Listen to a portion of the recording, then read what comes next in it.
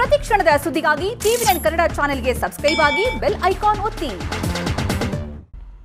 ನಿಮ್ಮ ನ್ಯೂಸ್ ರೂಮ್ಗೆ ಸ್ವಾಗತ. ನಾನು ರಂಗನಾಥ್ ಭಾರದ್ವಾಜ್. ಇವತ್ತು ಕೂಡ ಹಲವಾರು ಸುದ್ದಿಗಳನ್ನು ಎತ್ಕೊಂಡೇ ಬಂದಿರುವಂಥದ್ದು. ಅರ್ಧ ಗಂಟೆಯ ಅವಧಿಯಲ್ಲಿ ನಿಮಗೆ ಎಲ್ಲ ಸಂಗತಿಗಳನ್ನು ಕೊಡ್ತೀವಿ. ಅದರಲ್ಲೂ ಈ ಮೋದಿಯವರು ಏನೇನು ಘೋಷಣೆ ಮಾಡಿದ್ದಾರೆ ಯೋಜನೆಗಳು ಅದೆಲ್ಲದರ ಬಗ್ಗೆ ಸಾಕಷ್ಟು ಸಂಗತಿಗಳನ್ನು ನಿಮಗೆ ಕೊಡಲೇಬೇಕು. ಬನ್ನಿ, ಪಾಯಿಂಟ್ ನಂಬರ್ 1, 2, 3, 4 ನಾವು ತೋರಿಸ್ತಾ ಇದ್ದೀವಿ. ಏನು ಅಂತಂದರೆ ಮೋದಿ ಏನಾದರೂ ಡಿಫ್ರೆಂಟ್ ಪ್ಲಾನ್ ಮಾಡಿದ್ದಾರೆ ಅಂತ. ಯಾಕಂದರೆ 4ನೇ ಹಂತದ ಕೊರೋನಾ ವಿಚಾರಕ್ಕೆ ಸಂಬಂಧಪಟ್ಟಂಗೆ, ಲಾಕ್ಡೌನ್ ವಿಚಾರಕ್ಕೆ ಸಂಬಂಧಪಟ್ಟಂಗೆ ಮೋದಿಯವರದ್ದು ಪ್ಲಾನ್ ಬಹಳ ಡಿಫ್ರೆಂಟ್ ಆಗಿದೆ ಅನ್ನುವಂಥದ್ದು. ಇನ್ನು ಕರುನಾಡಿನ ಸ್ಥಿತಿಗತಿಗಳೇನೇನು, ಕರುನಾಡನ್ನು ಕೂಡ ಬಿಟ್ಟಿಲ್ಲ, ಲಾಕ್ಡೌನ್ ಅಷ್ಟರ ಮಟ್ಟಿಗೆ ಕಾಡ್ತಾ ಇರುವಂಥದ್ದು. ಹೀಗಾಗಿ ಕರುನಾಡಿಗೆ ಏನಾದರೂ ಈ ಲಾಕ್ಡೌನಿಂದ ಏನಾದರೂ ಕೊಂಚ ರಿಲೀಫ್ ಸಿಗಬಹುದಾ ಅನ್ನುವಂಥದ್ದು ಈಗಿನ ಪ್ರಶ್ನೆ. ಜೊತೆಗೆ ಈ ಬೆಂಗಳೂರಿನ ಲಾಕ್ಡೌನ್ನ ಸ್ಥಿತಿಗತಿಗಳೇನೇನು, ಎಲ್ಲೆಲ್ಲಿ ಲಾಕ್ಡೌನ್ ಸ್ವಲ್ಪ ಲೂಸ್ ಆಗಬಹುದು ಅನ್ನುವಂಥದ್ದು, ಅದರ ಬಗ್ಗೆ ಒಂದಷ್ಟು ವಿವರಗಳನ್ನು ಕೊಡ್ತೀವಿ. ಇನ್ನು ಶನಿವಾರ ಅನ್ನುವಂಥದ್ದು ಎಷ್ಟರ ಮಟ್ಟಿಗೆ ಕಾಡ್ತಾ ಇದೆ ಅಂತಂದರೆ, ಕರುನಾಡಿಗೆ ಇವತ್ತು ಮತ್ತೆ ಕೊರೋನಾ ಕಾಟ ಒಂದು ಲೆಕ್ಕದಲ್ಲಿ ಬೇರೆ ರೂಪದಲ್ಲೇ ಈ ಕಾಟ ದೊಡ್ಡ ಪ್ರಮಾಣದಲ್ಲಿ ಕಾಣ್ತಾ ಇರುವಂಥದ್ದು. ಇದು 4ನೇ ಪಾಯಿಂಟನ್ನು ನಿಮಗೆ ಕೊಡ್ತೀವಿ. ಇನ್ನು ಬೆಂಗಳೂರಿನಲ್ಲೂ ಕೂಡ ಸ್ಥಿತಿಗತಿಗಳು ಹಾಗೇನೆ. ಬೆಂಗಳೂರಿನಲ್ಲೂ ಕೂಡ ಕೊರೋನಾ ಕೇಸ್ ಒಂದಾದ ಮೇಲೆ ಒಂದು ಏರ್ತಾ ಇವೆ. ಅದರಲ್ಲೂ ಶಿವಾಜಿನಗರ ಕೊರೋನಾದ ಹಾಟ್ ಸ್ಪಾಟ್ ಆಗಿರುವಂಥದ್ದು. ಇದೆಲ್ಲದರ ಜೊತೆಗೆ ಒಂದು ಸಂಗತಿನ ಹೇಳಲೇಬೇಕು.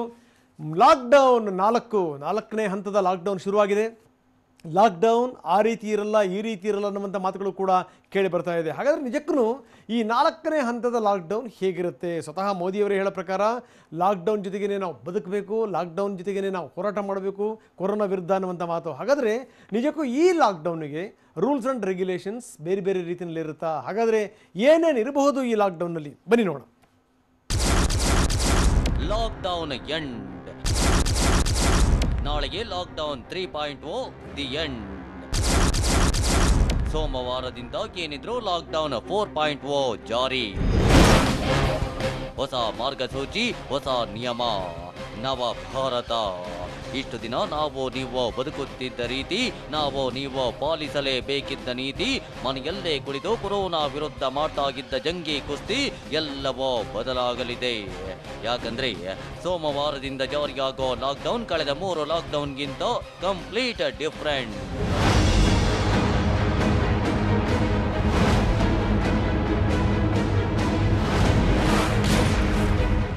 ಲಾಕ್ಡೌನ್ 4.0 ಬದಲಾದ ಭಾರತ ಹೇಗಿರಲಿದೆ?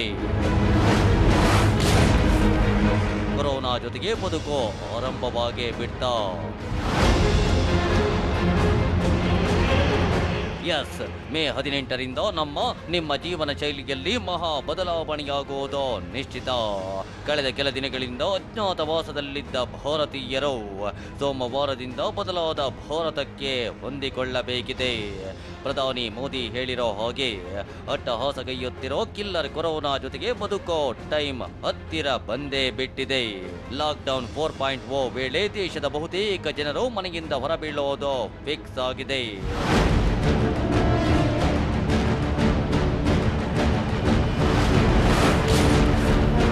ನಾಲ್ಕನೇ ಹಂತದ ಮೋದಿ ಮಾರ್ಗಸೂಚಿಯಲ್ಲೇ ಏನೇನಿರಲಿದೆ? ರಣಕೇಕೆ ಹಾಕ್ತಾ ಇರೋ ಕೊರೋನಾವನ್ನ ಕಟ್ಟಿ ಹಾಕಲು ಕೇಂದ್ರ ಸರ್ಕಾರ 3 ಹಂತದ ಲಾಕ್ಡೌನ್ನಲ್ಲೂ ನಾನಾ ರೀತಿಯ ಪ್ರಯೋಗ ಮಾಡಿತ್ತು. ಮಾರ್ಗಸೂಚಿಗಳ ಮೂಲಕ 130 ಕೋಟಿ ಮಂದಿಗೆ ನೀತಿ ನಿಯಮಗಳನ್ನ ಹೇರಿತ್ತು. ಆದರೆ 4ನೇ ಹಂತದಲ್ಲಿ ಇವೆಲ್ಲವೂ ಸಡಿಲಿಕೆಯಾಗಲಿದೆ. ನಿಂತು ಹೋಗಿರೋ ಆರ್ಥಿಕ ಚಕ್ರ ಮತ್ತೆ ತಿರುಗಲಿದೆ. ಇದಕ್ಕಾಗಿ ಮೋದಿ ಮಾಸ್ಟರ್ ಪ್ಲಾನ್ ಮಾಡಿದ್ದು ಯಾವುದೇ ಕ್ಷಣದಲ್ಲೂ ರಿಲೀಸ್ ಆಗಬಹುದಾದ ಮಾರ್ಗಸೂಚಿಯಲ್ಲಿ ಏನಿರಬಹುದು ಅನ್ನೋದನ್ನ ತೋರಿಸ್ತೀವಿ ನೋಡಿ.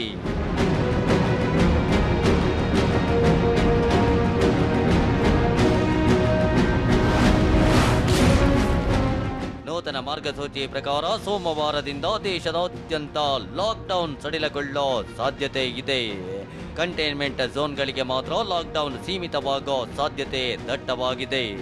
ಬಸ್, ಟ್ಯಾಕ್ಸಿ, ಆಟೋ ಸಂಚಾರ ಆರಂಭವಾಗಬಹುದು. ಕಂಟೈನ್ಮೆಂಟ್ ಝೋನ್ ಹೊರತುಪಡಿಸಿ ಬೇರೆಲ್ಲೆಡೆ ಸಂಚಾರ ಆರಂಭಿಸೋ ಸಾಧ್ಯತೆ ದಟ್ಟವಾಗಿದೆ. ರೆಡ್ ಝೋನ್ಗಳಲ್ಲೂ ಅಗತ್ಯ ಮತ್ತು ಇತರೆ ಎಲ್ಲ ವಸ್ತುಗಳ ಮಾರಾಟಕ್ಕೆ ಅವಕಾಶ ನೀಡೋ ಸಾಧ್ಯತೆಯೂ ಇದೆ. ರಾಜ್ಯಗಳು ಲ್ಯಾಂಡಿಂಗ್ಗೆ ಒಪ್ಪಿದ್ರೆ ದೇಶೀಯ ವಿಮಾನ ಸಂಚಾರ ಆರಂಭಿಸಬಹುದು. ಇನ್ನು ಆರ್ಥಿಕತೆಗೆ ಬೂಸ್ಟ್ ನೀಡೋ ನಿಟ್ಟಿನಲ್ಲಿ ದೇಶದಾದ್ಯಂತ ಸೋಮವಾರದಿಂದ ಕೈಗಾರಿಕೆ ವಾಣಿಜ್ಯ ಚಟುವಟಿಕೆ ಆರಂಭವಾಗುವುದು ಬಹುತೇಕ ಪಕ್ಕಾ ಆಗಿದೆ. ಆದರೆ ರೈಲು ಸಂಚಾರ, ಮಾಲ್, ಥಿಯೇಟರ್, ಕಾಲೇಜ್ ಸದ್ಯಕ್ಕೆ ಓಪನ್ ಆಗಲ್ಲ.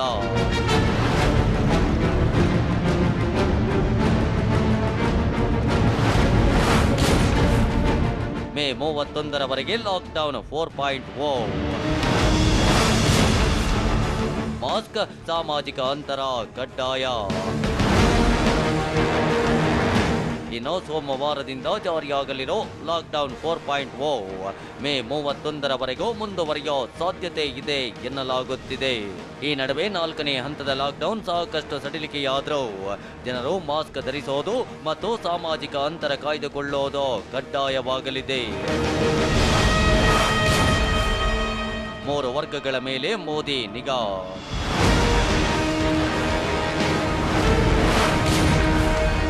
ಮೂರು ವರ್ಗಗಳ ಮೇಲೆ ಹೆಚ್ಚಿನ ನಿಗಾ ವಹಿಸಲು ಮೋದಿ ಪ್ಲಾನ್ ಮಾಡಿದ್ದಾರೆ ಎನ್ನಲಾಗುತ್ತಿದೆ. ಮೊದಲನೇ ವರ್ಗ 10 ವರ್ಷಕ್ಕಿಂತ ಕೆಳಗಿನ ಮಕ್ಕಳು, ಎರಡನೇ ವರ್ಗ 50 ವರ್ಷಕ್ಕಿಂತ ಮೇಲ್ಪಟ್ಟ ವ್ಯಕ್ತಿಗಳು ಮತ್ತು ಮೂರನೇ ವರ್ಗ ಅನಾರೋಗ್ಯದಿಂದ ಬಳಲುತ್ತಿರೋರು. ಈ 3 ವರ್ಗದ ಮಂದಿ ಲಾಕ್ಡೌನ್ 4.0 ವೇಳೆಯೂ ಮನೆಯಿಂದ ಹೊರಬರೋ ಹಾಗಿಲ್ಲ ಅನ್ನೋ ಸೂಚನೆ ನೀಡೋ ಸಾಧ್ಯತೆ ಇದೆ. ಯಾಕಂದ್ರೆ ಮಕ್ಕಳು, ವೃದ್ಧರು, ಅನಾರೋಗ್ಯ ಪೀಡಿತರಲ್ಲಿ ರೋಗ ನಿರೋಧಕ ಶಕ್ತಿ ಪ್ರಮಾಣ ಕಡಿಮೆ ಇರುತ್ತೆ. ಒಂದ್ ವೇಳೆ ಸೋಂಕು ತಗುಲಿದ್ರೆ ಅಪಾಯ ಜಾಸ್ತಿ. ಜೊತೆಗೆ ಮಕ್ಕಳ ಪೋಷಕರು ಕೂಡ ಕೆಲಸಕ್ಕೆ ಹೋಗುವುದಕ್ಕೆ ತಡೆ ನೀಡೋ ಸಾಧ್ಯತೆಯೂ ಇದೆ.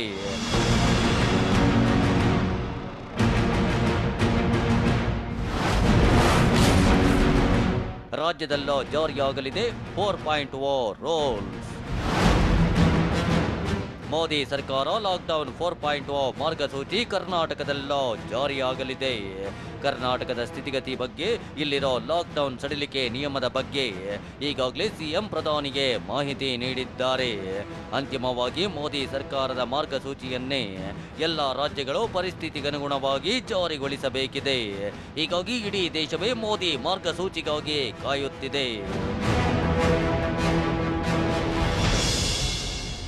Bureau report, TV9. ಮೋದಿಯವರೇನೋ 4ನೇ ಹಂತದ ಲಾಕ್ಡೌನ್ ಜಾರಿ ತರಲಿಕ್ಕೆ ಯೋಚನೆ ಮಾಡ್ತಾ ಇದ್ದಾರೆ. ಈ ಲಾಕ್ಡೌನ್ ಬಹಳ ಡಿಫ್ರೆಂಟ್ ಆಗಿರುತ್ತೆ ಅನ್ನುವಂಥ ಮಾತುಗಳು ಕೂಡ ಕೇಳಿ ಬರ್ತಾ ಇದೆ. ಒಂದು ವೇಳೆ ಮೋದಿಯವರು ಈ ರೀತಿ ಲಾಕ್ಡೌನ್ ಜಾರಿ ತಂದರೆ ಸರ್ಕಾರದ ಕ್ರಮಗಳು ಏನೇನಿರಬಹುದು, ಅಂದರೆ ರಾಜ್ಯ ಸರ್ಕಾರ ಈ ನಿಟ್ಟಿನಲ್ಲಿ ಯಾವ್ಯಾವ ಯೋಜನೆಗಳನ್ನು ಹಾಕ್ಕೊಂಡಿರಬಹುದು, ಬನ್ನಿ ನೋಡೋಣ.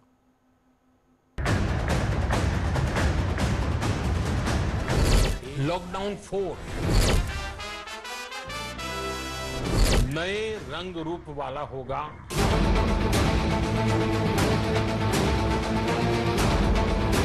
कोरोना से लड़ेंगे भी और आगे भी बढ़ेंगे।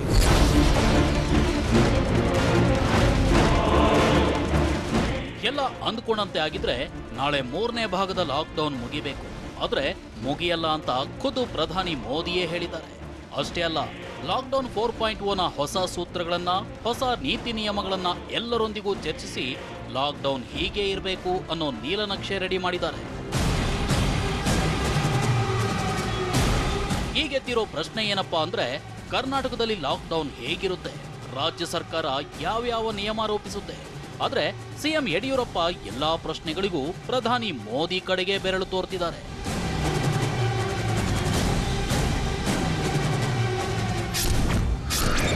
ಕರ್ನಾಟಕದ ಲಾಕ್ಡೌನ್ ಕೀಲಿ ಪ್ರಧಾನಿ ಮೋದಿ ಕೈಲಿ.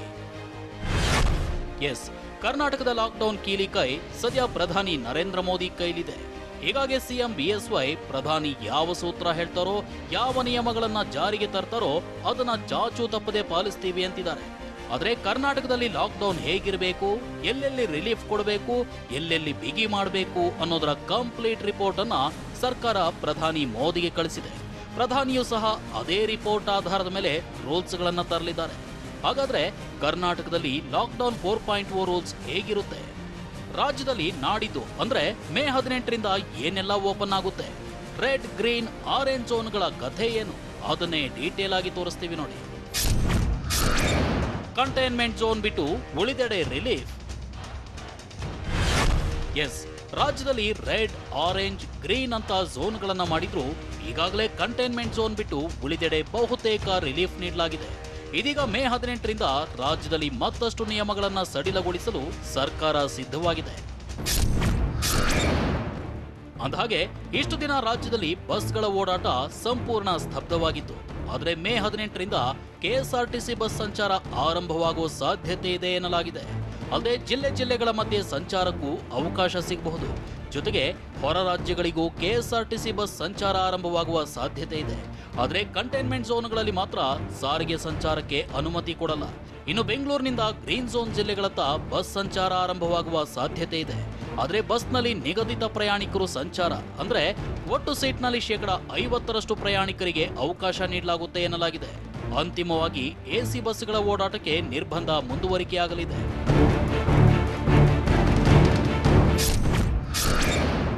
ಇನ್ನು ಹೋಟೆಲ್ಗಳ ಆರಂಭದ ಬಗ್ಗೆ ನಿನ್ನೆ ಸಿಎಂ ಯಡಿಯೂರಪ್ಪ ಸುಳಿವು ಕೊಟ್ಟಿದ್ರು. ಅದರಂತೆ ಮೇ 18ರಿಂದ ಹೋಟೆಲ್ಗಳು ಓಪನ್ ಆಗೋ ನಿರೀಕ್ಷೆ ಇದೆ. ಹೋಟೆಲ್ಗಳಲ್ಲಿ ಗರಿಷ್ಠ 10 ಸಿಬ್ಬಂದಿಗೆ ಮಾತ್ರ ಅವಕಾಶ ನೀಡೋ ಸಾಧ್ಯತೆ ಇದೆ. ಹಾಗೆ ಗ್ರಾಹಕರ ನಡುವೆ ಕನಿಷ್ಠ 6 ಅಡಿ ಅಂತರವಿರಬೇಕು. ಆರೋಗ್ಯ ಇಲಾಖೆ ಅನುಮತಿಯನ್ನು ಕಡ್ಡಾಯಗೊಳಿಸೋ ಸಾಧ್ಯತೆ ಇದೆ. ಇನ್ನು ಧಾರ್ಮಿಕ, ರಾಜಕೀಯ ಸಭೆ ನಡೆಸೋದಕ್ಕೆ ಸದ್ಯಕ್ಕಂತೂ ಅನುಮತಿ ಸಿಗೋದಿಲ್ಲ. ಹಾಗೆ ದೇವಸ್ಥಾನಗಳನ್ನ ತೆರೆದ್ರೂ ಅಂತರ ಪಾಲಿಸಬೇಕಾಗುತ್ತೆ. ಭಕ್ತರ ಪ್ರವೇಶಕ್ಕೆ ಷರತ್ತುಬದ್ಧ ಅನುಮತಿ ನೀಡೋ ನಿರೀಕ್ಷೆ ಇದೆ. ಇನ್ನು ಮದುವೆ, ಅಂತ್ಯಕ್ರಿಯೆಗಳ ಮೇಲಿರೋ ನಿರ್ಬಂಧವನ್ನ ಮತ್ತಷ್ಟು ಸಡಿಲಗೊಳಿಸಿ ಜನರ ಪಾಲ್ಗೊಳ್ಳುವಿಕೆಯಲ್ಲಿ ಮತ್ತಷ್ಟು ವಿನಾಯಿತಿ ನೀಡೋ ಸಂಭವವಿದೆ. ಇನ್ನು ಎಲ್ಲಾ ರೀತಿಯ ವಸ್ತುಗಳ ಆನ್ಲೈನ್ ಮಾರಾಟಕ್ಕೆ, ಎಲೆಕ್ಟ್ರಾನಿಕ್ಸ್, ಬಟ್ಟೆ ಡೆಲಿವರಿಗೂ ಅವಕಾಶ ನೀಡೋ ಸಾಧ್ಯತೆ ಇದೆ.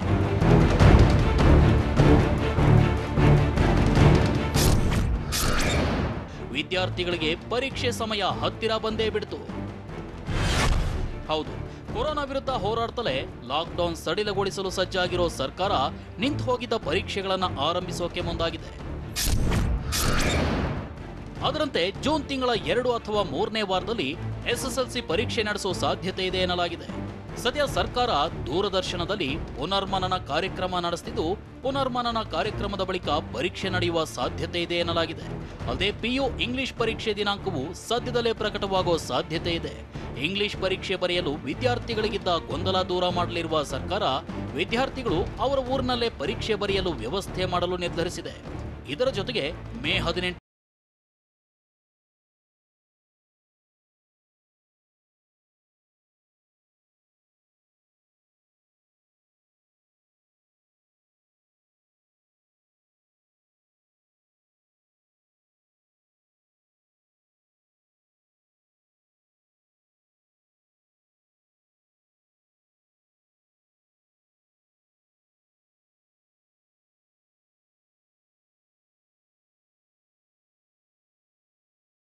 ರಾಜ್ಯದ ಕಥೆ. ಒಂದು ಸಂಗತಿನ ಹೇಳಲೇಬೇಕು, ರಾಜ್ಯ ಯಾವ ರೀತಿ ಪ್ರಿಪ್ರೇಷನ್ ಮಾಡ್ಕೊಂಡಿದೆ ಏನು ಅದರ ವಿವರಗಳನ್ನು ನಾವು ಕೊಡ್ತಾ ಇದ್ದೀವಿ. ಇದೆಲ್ಲದ ಜೊತೆಗೆ ಏನು ಅಂದರೆ ದೇಶಾದ್ಯಂತ ಈಗಾಗಲೇ ಕೆಲ ರಾಜ್ಯಗಳು ಲಾಕ್ಡೌನ್ ಕಂಟಿನ್ಯೂ ಮಾಡಿ ಅನ್ನುವಂಥ ಮನವಿಯನ್ನು ಕೂಡ ಮಾಡಿವೆ. ಸಂಜೆ ವೇಳೆಗೆ ಪಂಜಾಬ್ ಆಗಲೇ ಘೋಷಣೆ ಮಾಡಿಬಿಡ್ತು, ನಾವೊಂದು ಲಾಕ್ಡೌನ್ ಕಂಟಿನ್ಯೂ ಮಾಡ್ತೀವಿ ಅಂತ. ಇಂಥ ಸ್ಥಿತಿನಲ್ಲಿ ರಾಜ್ಯ ಒಂದು ಹೆಜ್ಜೆ ನೀಡಲೇಬೇಕಾಗಿದೆ. ಯಾವ್ಯಾವ ಕ್ರಮಗಳನ್ನು ತೆಗೆದುಕೋಬೇಕು ಅದರ ಬಗ್ಗೆ ಹೇಳಾಗಿದೆ. ಆದರೆ ಬೆಂಗಳೂರಿನ ಸ್ಥಿತಿಗತಿಗಳು ಏನು? ಯಾಕಂದರೆ ಬೆಂಗಳೂರಿನಲ್ಲಿ 17 ಕಂಟೈನ್ಮೆಂಟ್ ಝೋನ್ಗಳಿರುವಂಥದ್ದು.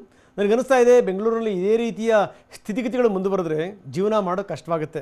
ಹೀಗಾಗಿಯೇ ಈ ಎಲ್ಲ ಕಡೆಗೂ ಕೂಡ ಒಂದಷ್ಟು ಸಡಿಲಗೊಳಿಸಿ ಈ ಕಂಟೈನ್ಮೆಂಟ್ ಏರಿಯಾಗಳಿದೆಯಲ್ಲ, ಆ ಕಂಟೈನ್ಮೆಂಟ್ ಏರಿಯಾಗಳಲ್ಲಿ ಮಾತ್ರ ತುಂಬ ಬಿಗಿಯಾದಂಥ ವಾತಾವರಣ ತರಬೇಕು ಅನ್ನುವಂಥ ಪ್ಲಾನ್ ಏನಾದರೂ ನಡೀತಾ ಇದೆಯಾ? ಯಾಕೋ ಈ ಸರ್ಕಾರದ ರೀತಿ ನೀತಿಗಳನ್ನು ಗಮನಿಸಿದಂಥ ಸಂದರ್ಭದಲ್ಲಿ ಇದು ಹೌದು ಅಂತ ಅನ್ನಿಸ್ತಾ ಇದೆ.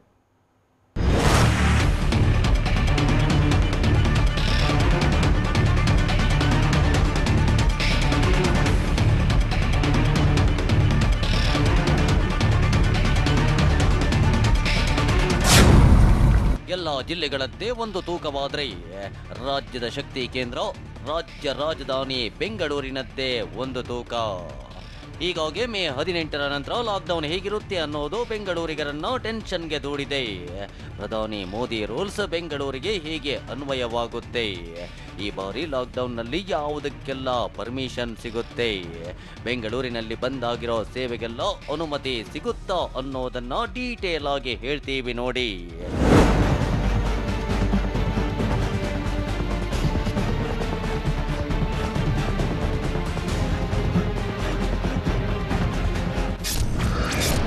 ಬಿಎಂಟಿಸಿ, ಕೆಎಸ್ಆರ್ಟಿಸಿ ಸಂಚಾರ ಆರಂಭಿಸುತ್ತಾ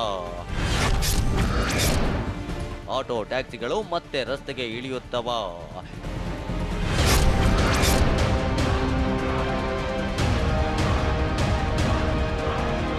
ಎಸ್, ಲಾಕ್ಡೌನ್ ಹೊಡೆತಕ್ಕೆ ಸಿಲುಕಿ ಬಳಲಿ ಬೆಂಡಾಗಿರೋ ರಾಜಧಾನಿ ಜನರಿಗೆ ಇನ್ಮುಂದೆ ಅಜ್ಞಾತವಾಸದಿಂದ ಮುಕ್ತಿ ಸಿಗೋ ಸಾಧ್ಯತೆಯೇ ಹೆಚ್ಚಾಗಿದೆ. ಸಿಲಿಕಾನ್ ಸಿಟಿ ಮಂದಿ ಕೂಲಾಗಿ ಓಡಾಡುವ ಸಮಯ ಹತ್ತಿರ ಬಂದಿದೆ. ಯಾಕಂದ್ರೆ ಈ ಬಾರಿ ಲಾಕ್ಡೌನ್ ತೀರಾ ಹೊಸದಾಗಿರಲಿದೆ ಮತ್ತು ವಿಭಿನ್ನವಾಗಿರಲಿದೆ ಅಂತ ಪ್ರಧಾನಿ ಮೋದಿ ಸ್ಪಷ್ಟವಾಗಿ ಹೇಳಿದ್ದಾರೆ. ಆ ಪ್ಲಾನ್ನಂತೆ ಬೆಂಗಳೂರಿನಲ್ಲಿ ಯಾವೆಲ್ಲ ಸೇವೆಗಳು ಶುರುವಾಗಲಿವೆ, ಬಸ್, ಆಟೋ, ಟ್ಯಾಕ್ಸಿ, ಮೆಟ್ರೋ ಓಡಾಡುತ್ತಾ ಅನ್ನೋದನ್ನ ಹೇಳ್ತೀವಿ ಕೇಳಿ.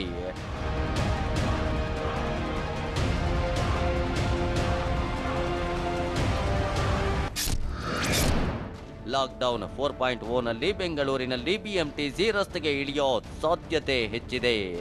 ಈಗಾಗಲೇ ಎಲ್ಲ ಕಂಡಕ್ಟರ್ ನಿರ್ವಾಹಕರಿಗೆ ಕರ್ತವ್ಯಕ್ಕೆ ಹಾಜರಾಗುವಂತೆ ಬಿಎಂಟಿಸಿ ಪುಲಾವ್ ನೀಡಿದೆ.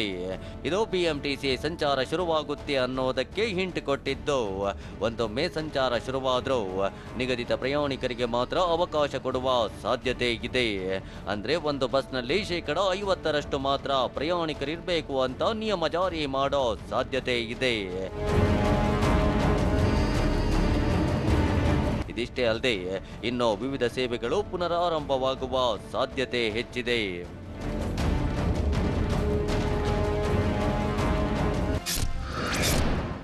ಲಾಕ್ಡೌನ್ ಘೋಷಣೆ ಆದಾಗಿನಿಂದ ಆಟೋ, ಕ್ಯಾಬ್, ಟ್ಯಾಕ್ಸಿಗಳು ನಿಂತಲ್ಲೇ ನಿಂತಿದ್ವು.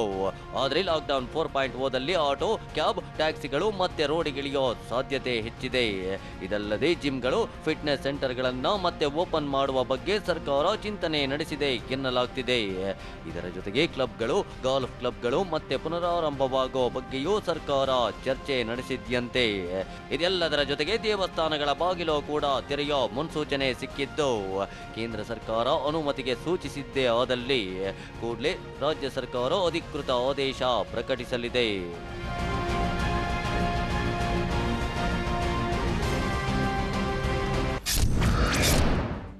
ಕಂಟೈನ್ಮೆಂಟ್ ಝೋನ್ನಲ್ಲಿದ್ದವರಿಗೆ ಮತ್ತೆ ವನವಾಸ ಫಿಕ್ಸ್. ಬೆಂಗಳೂರಿನಲ್ಲಿರುವ 17 ಕಂಟೈನ್ಮೆಂಟ್ ಝೋನ್ಗಳಿಗೆ ಲಾಕ್.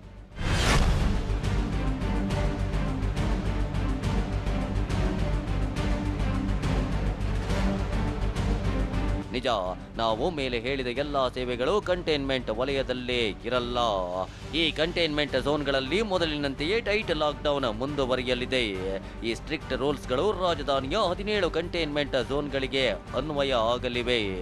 ಯಾರ್ಯಾರೋ ಈ ಝೋನ್ಗಳಲ್ಲಿದ್ದಾರೋ ಅವರಿಗೆ ಮತ್ತೆ ವನವಾಸ ಕಟ್ಟಿಟ್ಟ ಬುತ್ತಿ.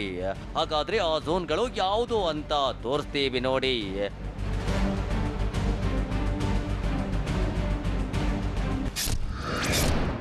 ಬೆಂಗಳೂರಿನ 198 ವಾರ್ಡ್ ಪೈಕಿ 17 ವಾರ್ಡ್ಗಳು ಕಂಟೈನ್ಮೆಂಟ್ ಝೋನ್ಗಳಾಗಿವೆ. ಬಾದರಾಯನಪುರ, ವಂಗಸಂದ್ರ, ಶಿವಾಜಿನಗರ, ಕೆಆರ್ ಮಾರ್ಕೆಟ್ ಕೂಡ ಕಂಟೈನ್ಮೆಂಟ್ ಝೋನ್ ಅಂತ ಪರಿಗಣಿಸಲಾಗಿದೆ. ಅಲ್ಲದೆ ಹಂಪಿ ನಗರ, ಜಗಜೀವನ್ ರಾಮ್ ನಗರ, ವಸಂತನಗರ ಮತ್ತು ಸುಧಾಮನಗರ ಕಂಟೈನ್ಮೆಂಟ್ ಝೋನ್ಗೆ ಸೇರಿವೆ. ಇದಿಷ್ಟೇ ಅಲ್ಲದೆ ಬೈರಸಂದ್ರ, ಯಶವಂತಪುರ, ಚಲವಾದಿ ಪಾಳ್ಯ ಹಾಗೂ ಬಿಟಿಎಂ ಲೇಔಟ್ ಕೂಡ ಕಂಟೈನ್ಮೆಂಟ್ ಝೋನ್ ಸೇರಿವೆ.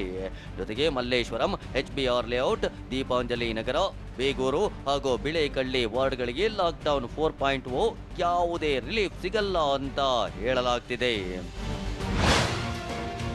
ಒಟ್ನಲ್ಲಿ ಲಾಕ್ಡೌನ್ 4.0 ರಾಜ್ಯಕ್ಕೆ ರಿಲೀಫ್ ನೀಡಿದ್ರು ಬೆಂಗಳೂರಿಗೆ ರಿಲೀಫ್ ನೀಡೋದು ತೀರಾ ಕಷ್ಟ. ಈಗಾಗಲೇ 17 ವಾರ್ಡ್ಗಳು ಕಂಟೈನ್ಮೆಂಟ್ ಲಿಸ್ಟ್ನಲ್ಲಿದ್ದು ಈ ವಲಯಗಳಲ್ಲಿ ಸಾರಿಗೆ ಸೇವೆಗೆ ಅನುಮತಿ ಸಿಗೋದೇ ಕಷ್ಟ. ಹೀಗಾಗಿ ಈ ಏರಿಯಾಗಳ ಜನರು ಇನ್ನಷ್ಟು ದಿನ ಅಜ್ಞಾತವಾಸಕ್ಕೆ ಮನಸ್ಸು ಗಟ್ಟಿ ಮಾಡಿಕೊಳ್ಳೋದೊಳಿತು. Bureau report, TV9. ಇನ್ನು ಈ ತಬ್ಲೀಗ್ ನಂಟು ಸ್ವಲ್ಪ ಕಡಿಮೆ ಆಯಿತು ಅಂತ ಇರುವಂಥ ಸಂದರ್ಭದಲ್ಲೇ ಇನ್ನೊಂದು ನಂಟು ಮತ್ತೆ ಪತ್ತೆಯಾಗಿರುವಂಥದ್ದು. ನೋಡಿ ಎಷ್ಟರ ಮಟ್ಟಿಗೆ ಈ ಕೊರೋನಾ ಕಾಟ ಅನ್ನುವಂಥದ್ದು ಆಗ್ತಾ ಇದೆ ಅಂದರೆ 11 ಜಿಲ್ಲೆಗಳಲ್ಲಿ ಒಟ್ಟು 36 ಜನರಿಗೆ ಇವತ್ತು ಪಾಸಿಟಿವ್ ಆಗಿದೆ. ಅಂದರೆ ಕರ್ನಾಟಕವನ್ನು ಅಷ್ಟು ಸುಲಭವಾಗಿ ಕೊರೋನಾ ಬಿಡಲ್ಲ ಅನ್ನುವಂಥದ್ದು ಮತ್ತೊಮ್ಮೆ ಸಾಬೀತಾಗಿದೆ.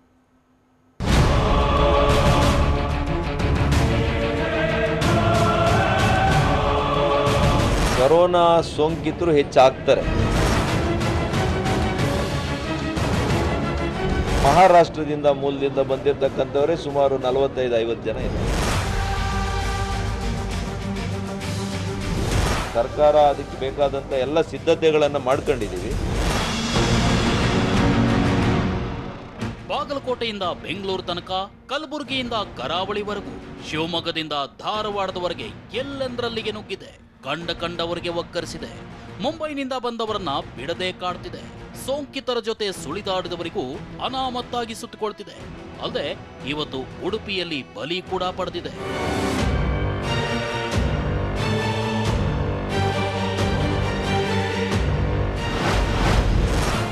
ಕೊರೋನಾ ಕೇಕಿಗೆ ಉಡುಪಿಯಲ್ಲಿ ಮೊದಲ ಬಲಿ. ಉಡುಪಿ ಜಿಲ್ಲೆಯಲ್ಲಿ ಕೊರೋನಾ ಸೋಂಕಿಗೆ ಮೊದಲ ಬಲಿಯಾಗಿದೆ. ಮುಂಬೈನಿಂದ ಬಂದಿದ್ದ ವ್ಯಕ್ತಿಯೊಬ್ಬ ಉಸಿರು ನಿಲ್ಲಿಸಿದ್ದಾನೆ. ಅಂದಹಾಗೆ ಈತನಿಗೆ ಮೇ 13ರಂದು ಹೃದಯಾಘಾತವಾಗಿತ್ತು. ಹೀಗಾಗಿ ಆಸ್ಪತ್ರೆಗೆ ದಾಖಲಾಗಿದ್ದ. ಆದರೆ ಚಿಕಿತ್ಸೆ ಫಲಿಸದೆ ಮೃತಪಟ್ಟಿದ್ದು ಈತನಿಗೆ ಕೊರೋನಾ ಇರೋದು ದೃಢವಾಗಿದೆ. ಆ ಮೂಲಕ ರಾಜ್ಯದಲ್ಲಿ ಕೊರೋನಾಗೆ ಬಲಿಯಾದವರ ಸಂಖ್ಯೆ 37ಕ್ಕೆ ಏರಿಕೆಯಾಗಿದೆ. ಇನ್ನು ರಾಜ್ಯದ ಯಾವ್ಯಾವ ಜಿಲ್ಲೆಗಳಲ್ಲಿ ಇವತ್ತು ಎಷ್ಟು ಕೇಸ್ ದಾಖಲಾಗಿವೆ ಅನ್ನೋದನ್ನ ಡೀಟೇಲ್ ಆಗಿ ತೋರಿಸ್ತೀವಿ ನೋಡಿ.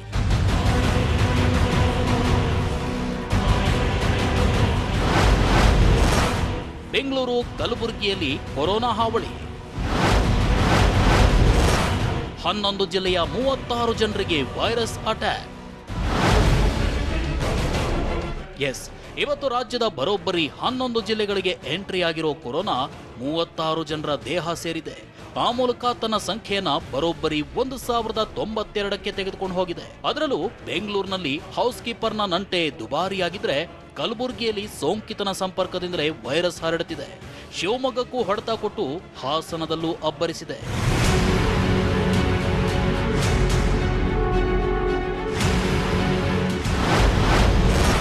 ರಾಜ್ಯ ರಾಜಧಾನಿ ಬೆಂಗಳೂರಿನಲ್ಲಿ ಇವತ್ತೊಂದೇ ದಿನ ಬರೋಬ್ಬರಿ 14 ಜನರಿಗೆ ಕೊರೋನಾ ಒಕ್ಕರಿಸಿದೆ.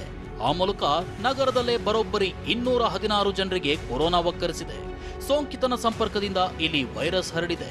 ಇನ್ನು ಕಲಬುರಗಿಯಲ್ಲೂ ಬರೋಬ್ಬರಿ 8 ಜನರಿಗೆ ಕೊರೋನಾ ಬಂದಿದ್ದು ಇಲ್ಲಿ ಸೋಂಕಿತರ ಸಂಖ್ಯೆ 94ಕ್ಕೆ ಹೆಚ್ಚಳವಾಗಿದೆ. ಇನ್ನು ಹಾಸನದಲ್ಲಿಂದು ಒಂದೇ ದಿನ 4 ಕೊರೋನಾ ಬಂದಿದ್ದು ಇಲ್ಲಿ ಸೋಂಕಿತರ ಸಂಖ್ಯೆ 20ಕ್ಕೆ ಏರಿಕೆಯಾಗಿದೆ. ಮುಂಬೈನಿಂದ ಬಂದವರಿಂದಲೇ ವೈರಸ್ ಹರಡಿದೆ. ಧಾರವಾಡದಲ್ಲಿ ಇವತ್ತೊಬ್ಬರಿಗೆ ಮಾತ್ರ ಸೋಂಕಿರೋದು ಗೊತ್ತಾಗಿದೆ.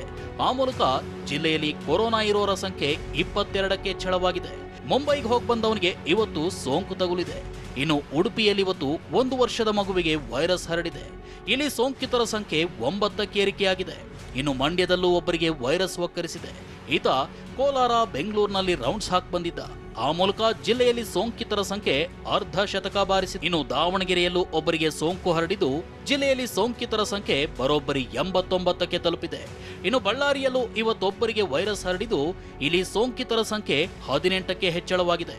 ಅದರಂತೆ ಬಾಗಲಕೋಟೆಯಲ್ಲೂ ಮುಂಬೈನಿಂದ ಬಂದಿದ್ದ ಒಬ್ಬರಿಗೆ ವೈರಸ್ ತಾಗಿದೆ. ಇಲ್ಲಿ ಸೋಂಕಿತರ ಸಂಖ್ಯೆ 71ಕ್ಕೆ ವೃದ್ಧಿಯಾದರೆ ಪಕ್ಕದ ವಿಜಯಪುರದಲ್ಲೂ ಇವತ್ತು ಒಬ್ಬರಿಗೆ ಸೋಂಕು ತಗುಲುವ ಮೂಲಕ ತನ್ನ ಸಂಖ್ಯೆಯನ್ನ 53ಕ್ಕೆ ಏರಿಸಿಕೊಂಡಿದೆ. ಇನ್ನು ಮುಂಬೈನಿಂದ ಬಂದಿದ್ದ ಶಿವಮೊಗ್ಗದ 3 ಜನರಿಗೆ ಇವತ್ತು ವೈರಸ್ ಹರಡಿದ್ದು ಇಲ್ಲಿ ಸೋಂಕಿತರ ಸಂಖ್ಯೆ 1 ಡಜನ್ ಆಗಿದೆ.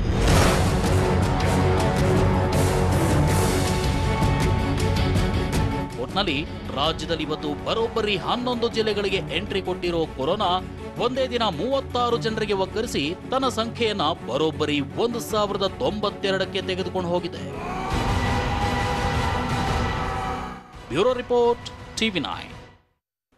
11 ಜಿಲ್ಲೆಗಳಿಂದ 36 ಜನರಿಗೆ ಇದು ಅಟ್ಯಾಕ್ ಆಗಿರುವಂಥದ್ದು ನಂಬರ್ 1. ಎರಡನೇದೇನು ಅಂತಂದರೆ 1000 ಗಡಿಯನ್ನು ದಾಟಿದೆ. ನೋಡಿ, ಈ ದಿನದಿಂದ ದಿನಕ್ಕೆ ರೂಲ್ಸ್ ಆ್ಯಂಡ್ ರೆಗ್ಯುಲೇಷನ್ಸ್ಗಳು ಪಾಪ ಲೂಸ್ ಆಗ್ತಾ ಇವೆ. ಇಂಥ ಸಂದರ್ಭದಲ್ಲಿ ಜನ ಹುಚ್ಚರು ಥರ ಈ ಬೀದಿಗೆ ಬರ್ತಾ ಇದ್ದಾರೆ. ಅಂದರೆ ಅವ್ರಿಗೇನು ಹೇಳೋರು ಕೇಳೋರು ಯಾರೂ ಇಲ್ಲ. ಈ ಸ್ವಾತಂತ್ರ್ಯ ಅನ್ನುವಂಥದ್ದು ಒಂದೇ ಸರಿಗೆ ಬಂಧನದಲ್ಲಿಟ್ಟು ಬಿಡುಗಡೆ ಮಾಡ್ತಾರಲ್ಲ, ಅಷ್ಟು ಉತ್ಸಾಹವನ್ನು ತೋರಿಸ್ತಾ ಇದ್ದಾರೆ ಜನಗಳು. ಬೆಂಗಳೂರು ಸ್ಥಿತಿಗತಿಗಳು ನೋಡಿ, ಬೆಂಗಳೂರಿನಲ್ಲಿ 14 ಪಾಸಿಟಿವ್ ಆಗಿದೆ. 14ಕ್ಕೆ 14 ಪಾಸಿಟಿವ್, ಅದು ಶಿವಾಜಿನಗರದ್ದು.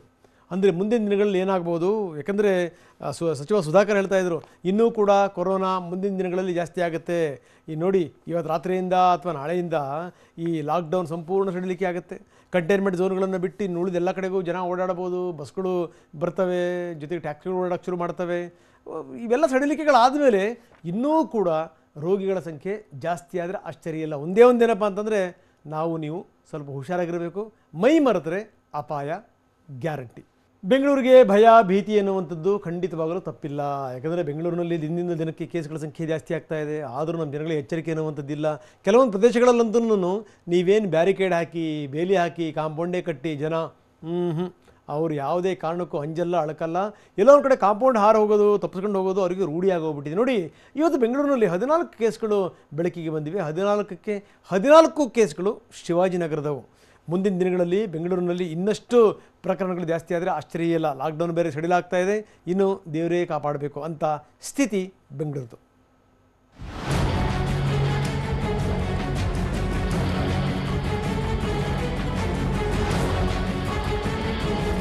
ಈ ವಿಷಯವೇ ಭಯಾನಕ. ಕೊರೋನಾದ ಇದೇ ನಡೆ ಶಾಕ್ ಆಗುವಂತಿದೆ. ಕ್ರೂರಿಯ ಇದೇ ಹೆಜ್ಜೆ ಬೆಂಗಳೂರನ್ನೇ ನಡುಗಿಸ್ತಿದೆ. ಸೋಂಕಿತರ ಪ್ರಾಥಮಿಕ ಸಂಪರ್ಕದಲ್ಲಿರೋ ಅದೆಷ್ಟೋ ಜನ ಆರೋಗ್ಯ ಇಲಾಖೆಯ ಗಂಟಪ್ಸಿ ಓಡಾಡ್ತಿದ್ರೆ, ದ್ವಿತೀಯ ಸಂಪರ್ಕದಲ್ಲಿದ್ದ ಬರೋಬ್ಬರಿ 25 ಜನರಿಗೆ ವೈರಸ್ ಒಕ್ಕರಿಸಿದೆ. ಅಷ್ಟಕ್ಕೂ ವೈರಸ್ ಹರಡಿದ್ದು ಯಾರು, ನಗರದ ಯಾವ ಏರಿಯಾಗೆ ಇವತ್ತು ಕೊರೋನಾ ನುಗ್ಗಿದೆ ಅನ್ನೋದನ್ನ ತೋರಿಸ್ತೀವಿ ನೋಡಿ.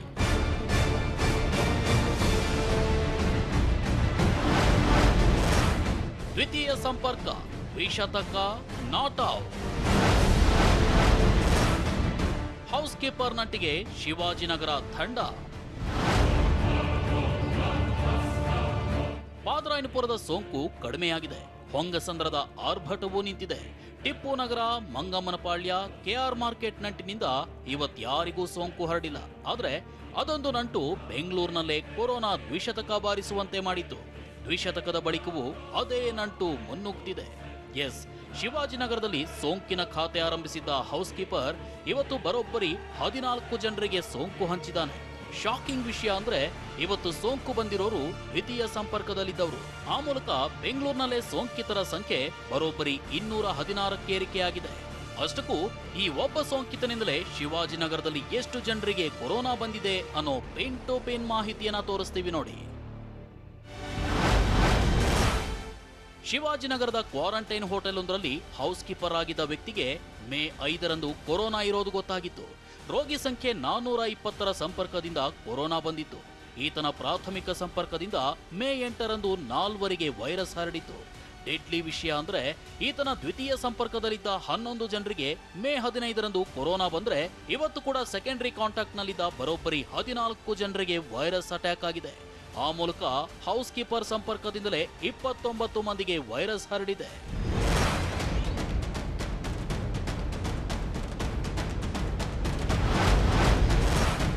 ಎಸ್ಕೇಪ್ ಸೋಂಕಿತನ ವಿರುದ್ಧ ಕೇಸ್. ಇನ್ನು ಪಾದರಾಯನಪುರದ ವ್ಯಕ್ತಿಯೊಬ್ಬ ಅಲ್ಲಿನ ಗಲಾಟೆ ಬಳಿಕ ನಗರದಿಂದ ಎಸ್ಕೇಪ್ ಆಗಿದ್ದ. ಕಂಟೈನ್ಮೆಂಟ್ ರೂಲ್ಸ್ ಉಲ್ಲಂಘಿಸಿ ತುಮಕೂರಿನ ಶಿರಾದಲ್ಲಿ ಅಡಗಿದ್ದ. ಅಲ್ಲಿ ಟೆಸ್ಟ್ ಮಾಡಿದಾಗ ಕೊರೋನಾ ಇರೋದು ಗೊತ್ತಾಗಿತ್ತು. ರೂಲ್ಸ್ ಉಲ್ಲಂಘಿಸಿ ಎಲ್ಲಾ ಕಡೆ ಸುತ್ತಾಡಿರೋ ಆತನ ವಿರುದ್ಧ ಕೋವಿಡ್ ಕಾಯ್ದೆಯಡಿ ಪ್ರಕರಣ ದಾಖಲಿಸಲು ಆರೋಗ್ಯ ಇಲಾಖೆ ಮುಂದಾಗಿದೆ. ಒಟ್ನಲ್ಲಿ ಸಿಲಿಕಾನ್ ಸಿಟಿಯಲ್ಲಿ ಕಳೆದ 2 ದಿನಗಳಿಂದ ಹೌಸ್ ಕೀಪರ್ ನಂಟೆ ಆರ್ಭಟಿಸ್ತಾ ಇದೆ. ನಗರದಲ್ಲೇ ಸೋಂಕಿತರ ಸಂಖ್ಯೆ 200ರ ಗಡಿ ದಾಟಿದ್ರೂ ಸೋಂಕಿನ ಅಬ್ಬರ ಕಡಿಮೆಯಾಗ್ತಿಲ್ಲ. ಶಿವರಾಜ್ ಕುಮಾರ್, TV9 ಬೆಂಗಳೂರು. ಜಸ್ಟ್ ಬೆಂಗಳೂರು ಪ್ರತಿದಿನ ರಾತ್ರಿ 10 ಗಂಟೆಗೆ TV9ನಲ್ಲಿ ಮಾತ್ರ.